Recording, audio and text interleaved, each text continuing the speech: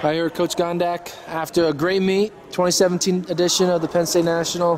What were the highs that you would say for yourself as a meet director, as a coach, for everything? Well, first of all, I'll say thank you for coming and covering us again. Always enjoy having FloTrack in the house.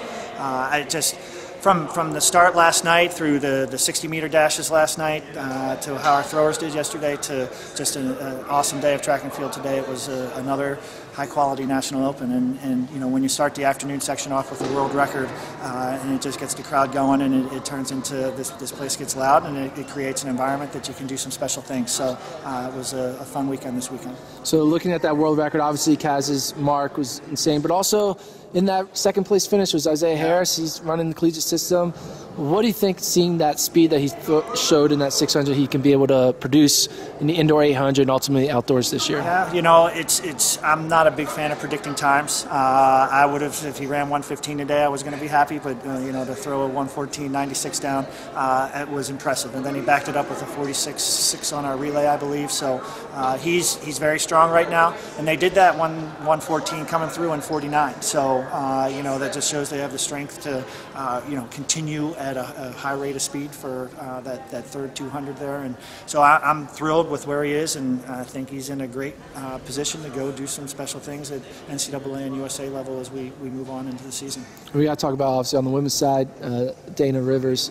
She runs 3:18 split in the 1200, comes back, runs national leading mile. What is she? Is she a half mile or a miler? I mean, what's her limit? You know, considering this is her third race in her third weekend in the Penn State uniform, still trying to figure that out. You know, she did some great things in the fall with training that made me start to think that, you know, she could do some really special things on the track. And you know, she just had an amazing weekend and just continues to impress, you know, from, like you said, 3:18 to 2:04 to 4:34 to then splitting 53 on our relay to anchor our 4x4 tonight. She's just got great range. And anytime you find someone that has that type of range, then it's fun to, you know, kind of pick and choose with her what we're going to focus on as we move forward. What do you think you're going to focus on with her? I don't know. We'll wait and see how the rest of the season plays out. If, you know, she runs a little bit faster in the 8, or if we end up going in the mile, it's hard to say.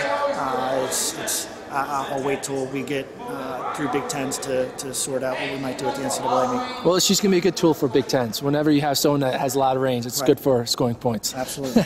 And then also Tessa Barrett broke the Penn State record. Yep. Bridget Franek, who's NCAA champion, you see her photo on the wall here. Was that the plan for her to go for a sub 9:10? She, you know, part of the plan was to run the DMR Friday and the 3K Saturday so she could simulate the conference meet. You know, you're going to have to run back-to-back days at the conference meet. So, you know, and, you know, with what training she's doing, and when she opened up 2 weeks ago with the 4:42, which was a 6-second PR, we're like, I think she's ready to make a run. And her and Tori have been training great together and knew they'd work together to try and run under 9:10. And it was neat. Bridget was actually in the building today.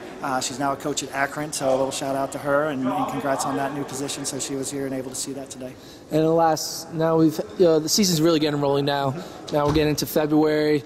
Starting getting the nerves of getting ready for Big Tens and ultimately NCAAs. So what are you telling the guys and girls getting into the month of February to kind of prepare themselves to try to get that mark, try to get prepared for Big Tens? And yeah, you know, the thing that was fun, I've been telling the team we need to work to get better each week, and we definitely got better this week as compared to last week and the week before. I mean, we had, you know, from our throwers to our jumpers, both long, triple, and high jump, to you know, our young sprint crew, that both the men's and women's side that really had a nice weekend. To obviously our middle distance and distance runners, you know, they just keep getting better, and that's what we tell them. From here on out, it's about living the right lifestyle, dialing in your mind, and just gaining that. You know, they have 90% of the fitness that they're going to have come conference meet, you know, and now it's about living the right life and just dialing in the mindset, because the mindset of being a great competitor is what's going to lead you to a championship. Cool. Well, you have a home meet next week, right? Home meet next week. And then you're all over the country during the February 12th weekend? Bulk of the team will be at Spire. We'll send some of the longer distance runners out to Seattle, and then we have a little tune-up meet, and then it's conference meet time. There we go. We'll see you at Big Tens then eventually. Sounds good. Thank you. Thanks a lot, Coach.